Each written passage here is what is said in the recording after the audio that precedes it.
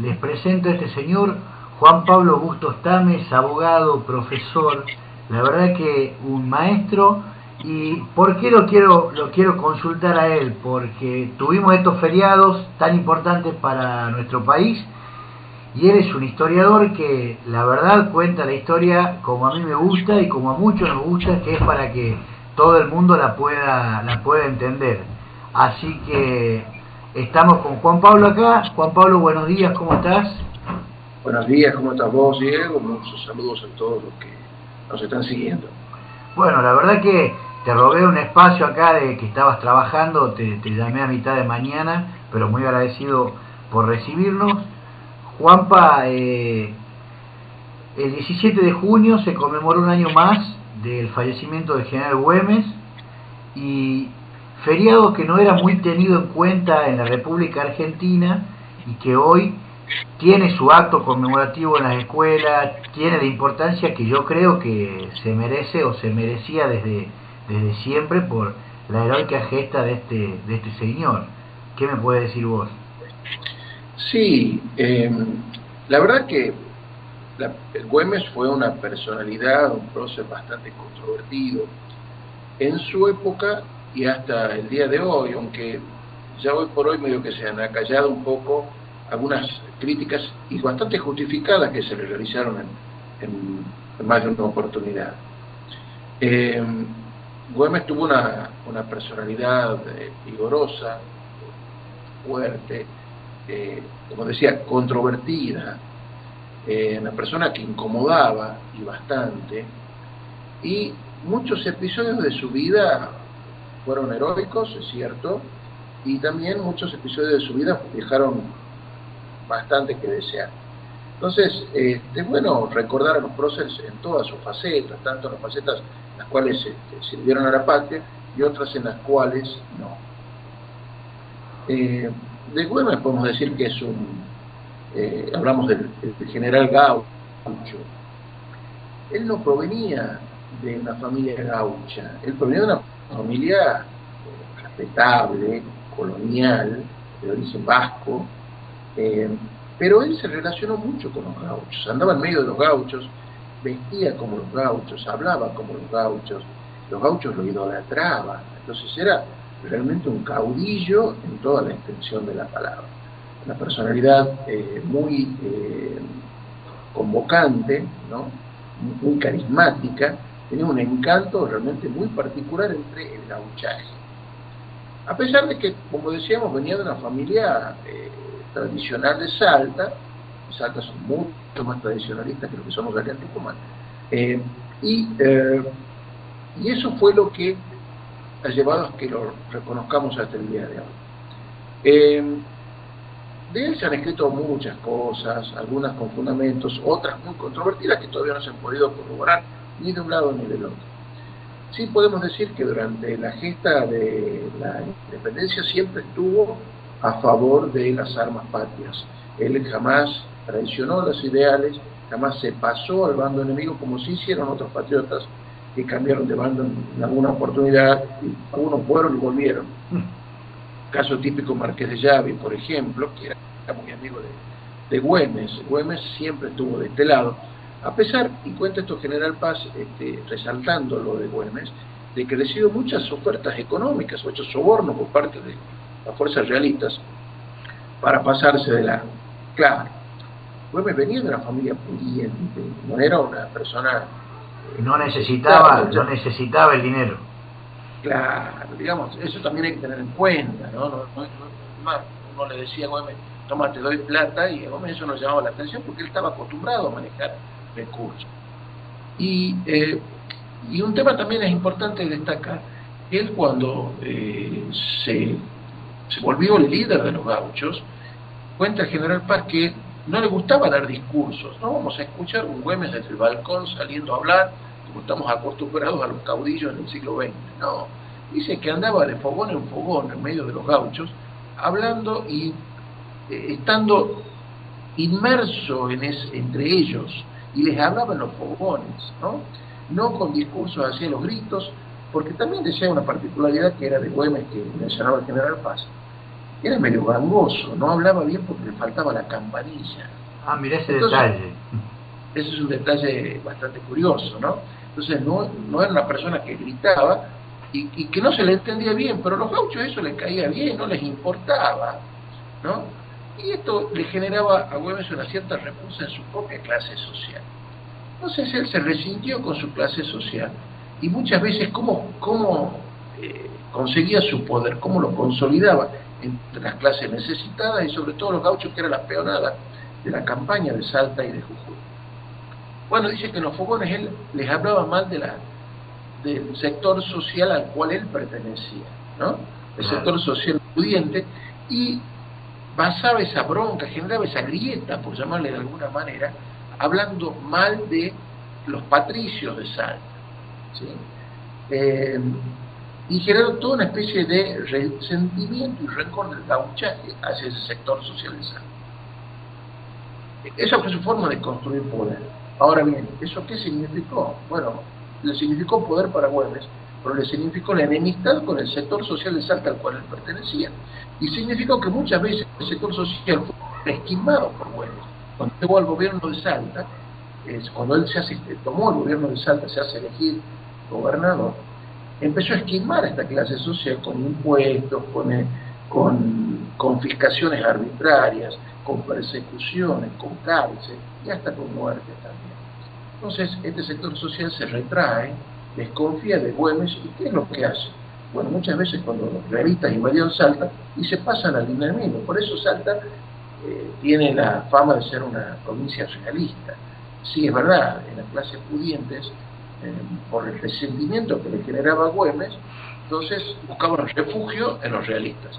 Pero no así la gauchada, la peonada, al contrario, eran fanáticos, patriotas por seguir los Güemes.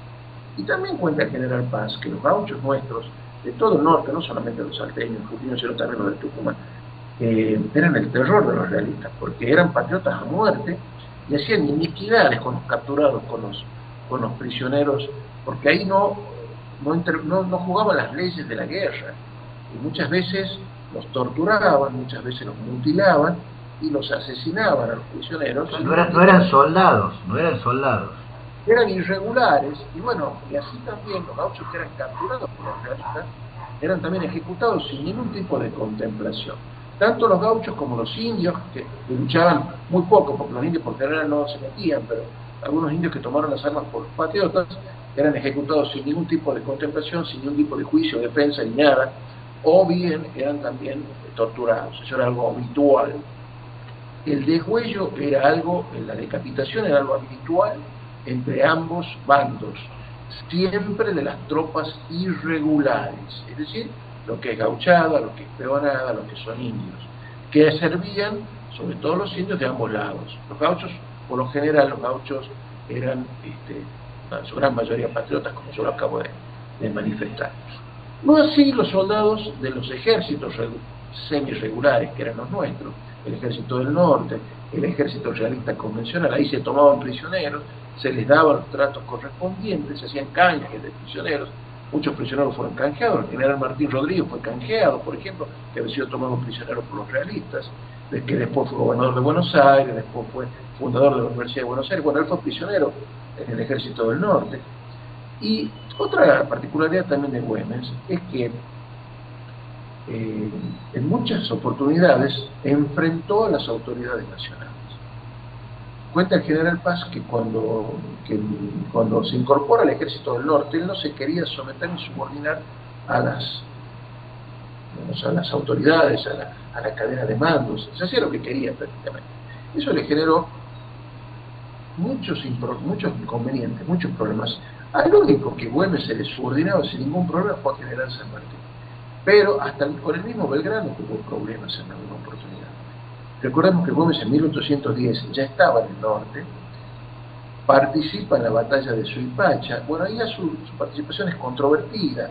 Según los historiadores salteños y tarijeños, lo ponen a Güemes como el gestor y el genio del triunfo de Suipacha, lo cual eso no está corroborado por la documentación oficial, eso no está tampoco corroborado por partes de guerra que emite Castelli, lo que dice Antonio González Balcarce, que fue el general patriota que triunfó Suipacha, que ni lo mencionan.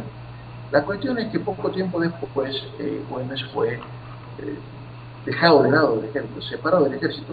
Dicen que por insubordinación, era muy propio de él, ¿no? Tal es así que en Huaki Güemes no está.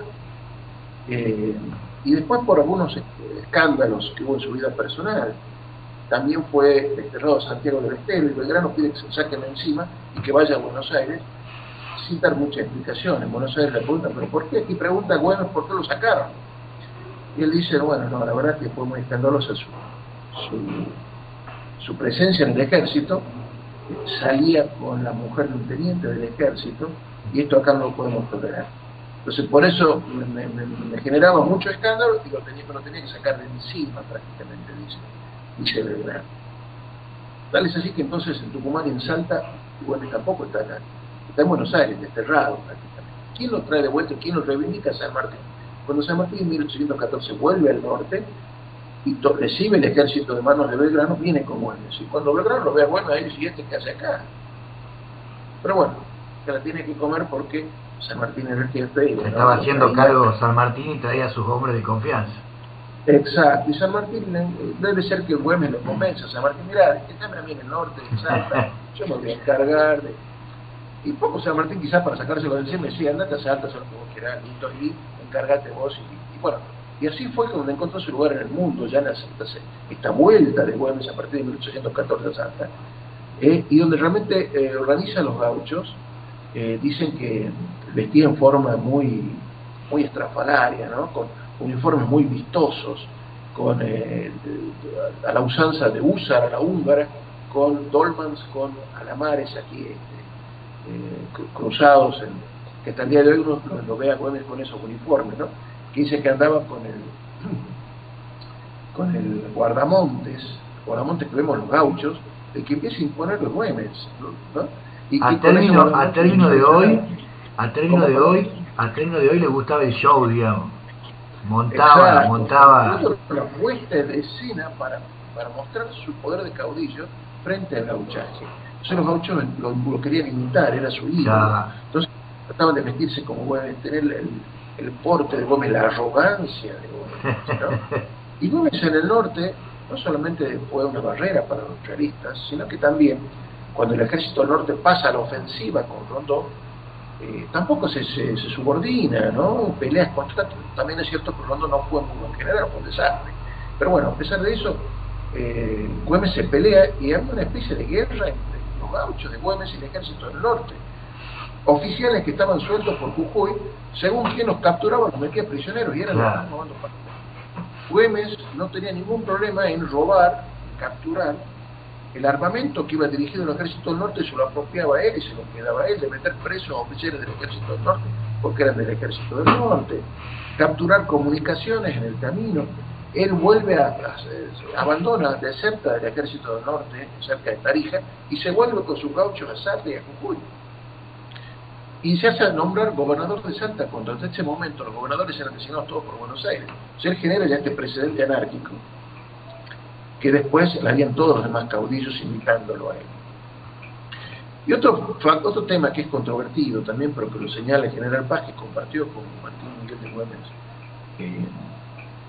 el mismo escenario de lucha del ejército del norte, en el norte, entre 1814 y 1821. Él dice, Güemes tenía una particularidad.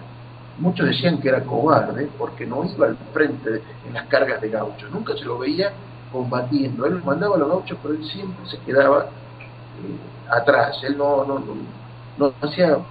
iba enfrentando en el cuerpo a cuerpo, cosa que la Madrid sí lo hacía, y Paz también, ¿no? Antes de ser general Paz. Cuando era general ya se preservó un poco porque una vez que intentó adentrarse, bueno, lo capturaron y bueno, un error grande. Pero bueno, y eso fue la perdición de su ejército. Bueno, acá Güemes no. Y él de insinuar de que Güemes tenía una enfermedad que lo llevaba a no exponerse al peligro y a las heridas, que podría haber sido una leucemia, podría haber sido una diabetes, no sabemos bien, por lo cual él siempre trataba de protegerse, ¿no? Eso es lo que dice el general Paz. Historiadores salteños dicen, no, Paz está equivocado, no es así. porque Güemes es herido cuando muere, y recién muere 10 días después, prácticamente. Con lo cual, si él hubiera tenido leucemia, el sangrado en una cuestión de horas se hubiera producido y se hubiera muerto al cabo de pocas horas. Si murió 10 días después, es porque agarró una infección, no porque fue por algún tipo de sangrado. Entonces lo que tenía Güemes era otra cosa. Bueno, esa es una polémica que hasta el día de hoy tenemos con respecto al general Gaucho, en donde nadie discute. El mismo general Paz, que es gran crítico de Güemes, reconoce su coraje en cuanto a enfrentar a las tropas realistas y su defensa irrestricta de la independencia de las Provincias Unidas de Sudamérica. Bueno, Juan, la verdad que espectacular esta reseña. Algunas curiosidades. Hay una duda de, por ejemplo, cómo es herido de muerte Güemes. Hay ahí algunas hipótesis. Ese es un tema controvertido, porque lo que cuenta el general Paz, lo que se cuenta oficialmente, es que estando Güemes en Salta, en el lugar de Salta, él comete la imprudencia de adentrarse en este lugar solo y dejando a sus gauchos afuera de la ciudad, ¿no? Máxime cuando en esa época los realistas estaban cerca, ¿no? Y entraban y salían de Salta como querían. Bueno, lo que dice la versión oficial es que en versiones de inteligencia le cuentan a los realistas, a Canterac, al general Canterac, uno de los mejores generales que tuvieron los españoles acá en el norte, que Güemes estaba ahí cerca. Entonces decide mandar una partida para sorprenderle. Cuando Güemes sale de la casa donde estaba, quiere ver qué pasa con esta partida, que quiere ver qué ocurría, y esta partida lo encuentra. Entonces él gira con su caballo y su escolta muy reducida a los fines de escapar para ir a los gauchos, y recibe un disparo que le efectúan. Y ese disparo, digamos, es un tiro que entra en su glúteo, es decir, que es la parte trasera. Como sea, logra escapar desangrándose y llega al campamento de los gauchos, donde bajo un árbol es colocado un catre de campaña y allí agoniza 10 días siguientes. Esa es la versión oficial que se comenta. Hay algunos salteños que comentan otra versión un poco más heterodoxa de este tema. Dicen que en realidad Güemes tiene una fama bastante de ser mujeriego, y estaba en la casa de una amiga esa noche, por eso había ido solo, con poca gente. Claro. Y que realmente el disparo se lo produjo la pareja de esta señora en la casa cuando descubre que estaba Güemes allí. Pero el disparo es en el mismo lugar y la agonía es el mismo. Es decir, no sabemos realmente cuál de las dos versiones es. Sí sabemos también que los realistas se vanagloriaron, fueron ellos los que lo mataron a Güemes, ¿no? Ah, por supuesto. Más vale, bueno, un patriota menos, ¿no? Un escollo menos. Así que, bueno, esas son las dos versiones que tenemos, que, bueno, también son controvertidas con mucho en la vida de Güemes. Bueno, el mismo episodio de la captura de Güemes, de esa fragata inglesa que dice en la invasión inglesa, también es un episodio muy controvertido. Güemes es así, tiene para todos los gustos. Ahí contaban, por ejemplo, que se hizo de un barco andando a caballo, que iba por la costa. Es muy controvertido eso. Tenía 21 años, él servía en el regimiento fijo de Buenos Aires, que era de infantería. Entonces, ¿qué hace Güemes a caballo si era de infantería? La Justin era un barco que todavía no está confirmado que realmente haya integrado la primera invasión inglesa, fue en 1806. Dicen que Güemes con los húsares captura esa embarcación, pero pero los húsares fueron fundados después. Puede haber sido un grupo de gauchos que después integrarían los húsares, puede ser. Entonces, no hay ningún documento oficial y de Liniers que señale eso. Sí hay algunas reseñas posteriores que dan cuenta de eso. Es un tema muy controvertido. Bueno, y ahí, como vos contabas, agoniza Güemes, le ofrecen la rendición a cambio de que él tenga una salud o tenga que lo puedan atender de mejor manera en un hospital, y él prefiere morir a recibir esas condiciones, y le pide a su círculo íntimo que haga exactamente lo mismo, ¿verdad? Así es, eso sí es verdad.